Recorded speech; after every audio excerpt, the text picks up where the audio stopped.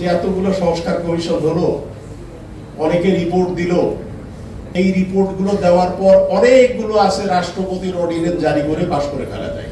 এটা বসে না থেকে অন্তত এই কাজগুলো তো করে ফেলতে পারত। এই 3 পার্বত্য জেলাটা একটু ব্যতিক্রম অন্যান্য 61টা জেলা থেকে আমাদের 3 পার্বত্য জেলাটা খুবই সেন্সিটিভ, এবং এখানে বিভিন্ন বৈচিত্র্য আছে, আমাদের জীব বৈচিত্র্য আছে, মানুষের মধ্যেও আছে, আমরা বিভিন্ন জাতিগোষ্ঠী এখানে আছি।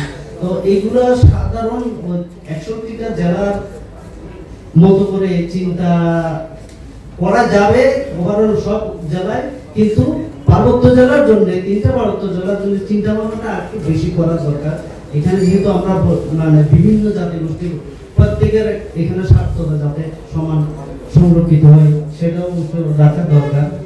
আর শিক্ষার ব্যাপারে যেটা বলছেন, এটা আমি আরেকটা ইয়েতে ছিলাম, এখানে শিক্ষা সংস্কার কমিশনটা হওয়া উচিত ছিল আসলে।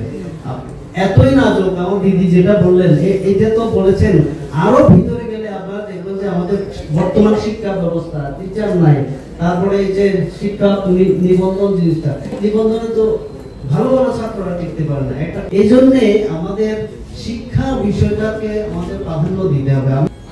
আসলে মানে দ্বিকক্ষ বিশিষ্ট পার্লামেন্টের ব্যাপারে আপনারা নিশ্চয়ই পত্র পত্রিকায় লক্ষ্য করেছেন যে রাজনৈতিক দলগুলো একমত হয়েছে, কিন্তু নির্বাচন পদ্ধতির ব্যাপারে টানা 7ম-বারের মতো বেস্ট টিস্যু পেপার ব্র্যান্ড হিসেবে স্বীকৃতি পেয়েছে বসুন্ধরা টিস্যু। পর্যন্ত একমত হয়নি।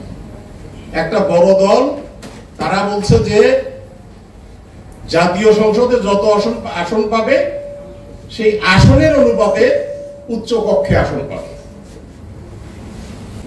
এখন একটা বড় দল দুই ক্ষেত্রেই, নারীর আসনের ক্ষেত্রেও এমনকি উচ্চ কক্ষের আসনের ক্ষেত্রেও তারা এই মানে আনুপাতিক পদ্ধতিতে ওটাতে আসছে না, নারীর ক্ষেত্রে সরাসরি আসনে আসছে না। এইটা একটা বিষয়।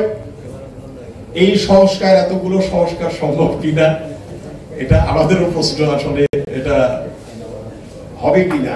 কেননা আমরা নিজেরা ওই যে গাড়িতে আলোচনা করছিলাম যে এতগুলো সংস্কার কমিশন হলো, অনেকে রিপোর্ট দিল, এবং এই রিপোর্টগুলো দেওয়ার পর অনেকগুলো আছে রাষ্ট্রপতির অর্ডিন্যান্স জারি করে পাশ করে ফেলা যায় এগুলো, এবং যেগুলো নিয়ে রাজনৈতিক দলগুলোর মধ্যে দ্বিমত নেই।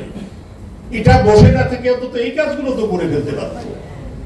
এই গণমাধ্যমের কথা বলেন, দুর্নীতি দমন কমিশনের কথা বলেন, স্থানীয় সরকারের কিছু ইয়ে আছে, অন্তত সহজ যেটার জন্য সংবিধান সংশোধনের দরকার নেই সেদিক তো হাঁটতে পারত।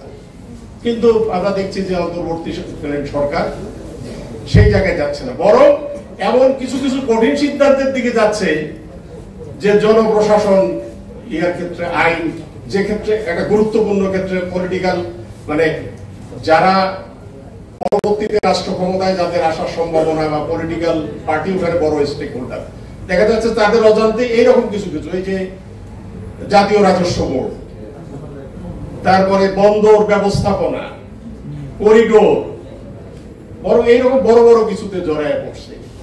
কিন্তু এগুলো করতে পারত।